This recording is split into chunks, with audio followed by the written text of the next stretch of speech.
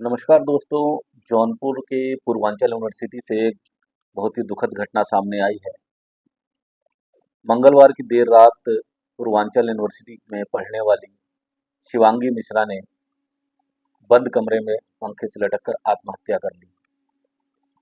जानकारी के मुताबिक एमएससी द्वितीय वर्ष बायोटेक्नोलॉजी की छात्रा थी और जल्द ही उसकी शादी होने वाली थी।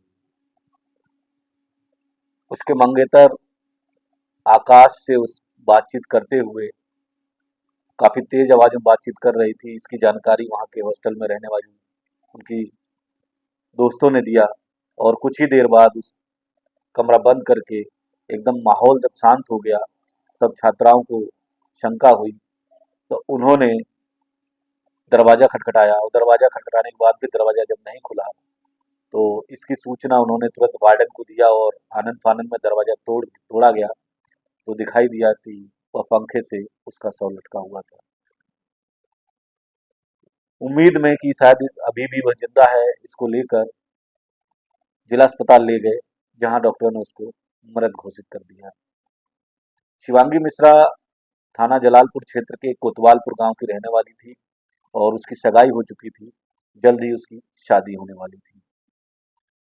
अब सवाल यह है कि इतनी होनहार छात्रा, बायोटेक्नोलॉजी की छात्रा, द्वितीय वर्ष की छात्रा, वह ऐसे कैसे उसने एक खौफनाक कदम उठा लिया। अब उसके पति के साथ क्या, उसका होने वाले पति के साथ क्या विवाद चल रहा था, क्योंकि वह बात करते हुए बहुत तेजी से चिल्ला रही थी जैसा कि बताया गया, और उसके बाद ही थोड़ी देर बाद ही उसने आत्महत्या कर ली। और अब पति के साथ उसका कोई, होने वाले पति के साथ उसका कोई झगड़ा हुआ था या क्या मामला था, डिप्रेशन में चली गई, ये सारी चीज़ों पे अब पुलिस जांच कर रही है। फिलहाल उसके परिजनों के तहरीर पर पुलिस ने मुकदमा दर्ज कर लिया है और आगे की कार्रवाई में जुट गई है।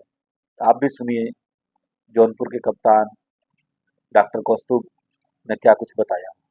देखिए, पुलिस के पास आज देर रात ये सूचना प्राप्त हुई कि पूर्वांचल यूनिवर्सिटी में लक्ष्मीबाई हॉस्टल में एमएससी की बायोटेक की सेकेंड ईयर की छात्रा शिवांगी मिश्र, इनकी उम्र लगभग 23 वर्ष है, पुत्री सुभाष चंद्र मिश्र, इनके द्वारा वहाँ पर अपने हॉस्टल के कमरे में फांसी लगाने का प्रयास किया गया, जिसके बाद वहाँ की वार्डन और वहाँ के अन्य सभी सहपाठियों द्वारा वहाँ की दरवाजे को तोड़कर इनको वहाँ से उतार के सदर अस्पताल इलाज हेतु लाया गया। यहाँ पे चिकित्सकों द्वारा परीक्षण के बाद इनको मृत घोषित किया गया है। इस सूचना पर परिजनों से प्राप्त सूचना के आधार पर पुलिस द्वारा पंचायतनामा तथा कल डॉक्टर के पैनल से वीडियोग्राफी में पोस्टमार्टम की कार्रवाई की जाएगी।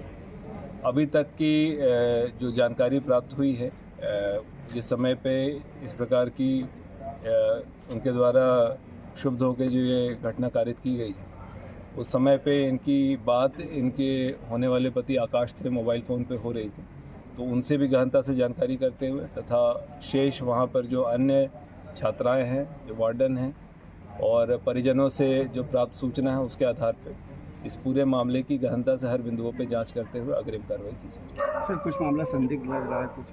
देखिए, अभी तक जो सूचना प्राप्त हुई है उसमें जो वहाँ की इनकी सहपाठी थी, वार्डन थे, उनके द्वारा बताया गया कि हॉस्टल में थी और शाम में इनको देखा गया था। फिर अचानक से एक इनकी साथी के फ़ोन पे ही इनके होने वाले पति, जिनसे नवंबर में इनकी शादी होनी थी, आकाश जो हैं, उनका फ़ोन आया था कि देखो, अचानक से उसने फ़ोन उठाना बंद कर दिया है। जब उसके द्वारा सूचना पर जाके कमरे में चेक किया गया था, कमरा बंद था। फिर 5-6 लड़कियों द्वारा और वार्डन के द्वारा कमरा तोड़ा गया, तो वो फंदे पे लटके हुए अवस्था में देखते हुए तत्काल उनको उतार के अस्पताल इलाज हेतु लाया गया था।